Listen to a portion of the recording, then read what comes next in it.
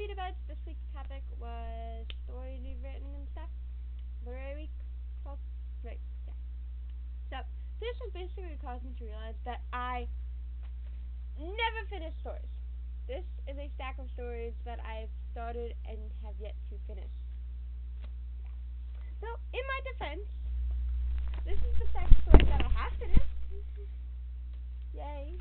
And a entire notebook of poems. With stuff, so, yeah. But most of the stories I actually have finished are really, really long.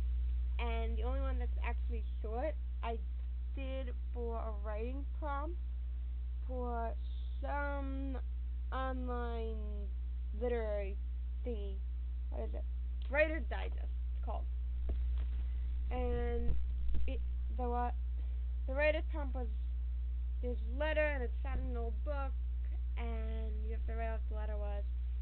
And mine was this. It's, my dear Gaspar, you told me not to write of this, to never speak of it to anyone.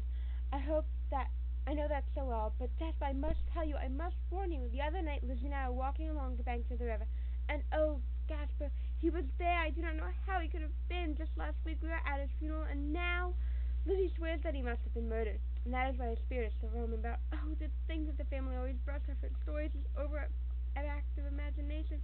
But now she was talking nonstop about how the poor man has to have been murdered, and that we must find out by whom and bring justice to the poor soul. I could not hide that I too saw him when we were walking. Oh, I was frozen stiff with fear as she saw my action and leaped onto it, so happy to finally have someone else see what she had been seeing for so long. She was so excited she has wanted to rush home and tell everyone that I saw one of her apparitions too. Rushed right home I did. The family is saying how I look white as a ghost, nearly fainted dead away. Oh, horrible choice of words. I stayed in all the next day, pretending to be sick. Mama had gone so far as to call the doctor. Dr. Bennett, firmly convinced I took a night chill, and gave Father a firm talking to about letting us go wandering about at night. Ever since Father has been ever vigilant about none of us going out after dark. Lizzie is full upset over this. Wants to go out and try and speak to the spirit she does. See if he'll tell her what has truly happened to him.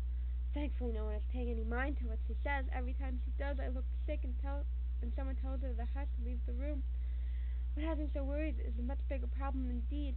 However, the other night Garrett was out at the pub, and do you know, someone was swearing to have seen him. A man saw him, Gaspar. Garrett looked so alarmed when I gripped his arm and demanded to know what everyone said over it. No one pays any mind to a drunk conscience. I do believe that you have been listening to too many of dear Lizzie's tales. Laughed over it he did, thank goodness.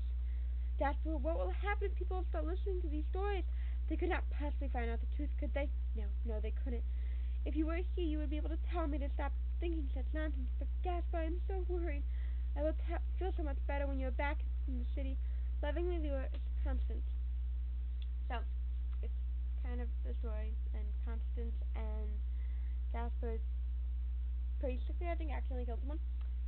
Or Gaspar killed him on purpose, and Constance freaking out because of the ghost. And it's like the shortest thing I've ever written. It's only one page. Everything else is like 20 pages long. But that's the one I'm reading.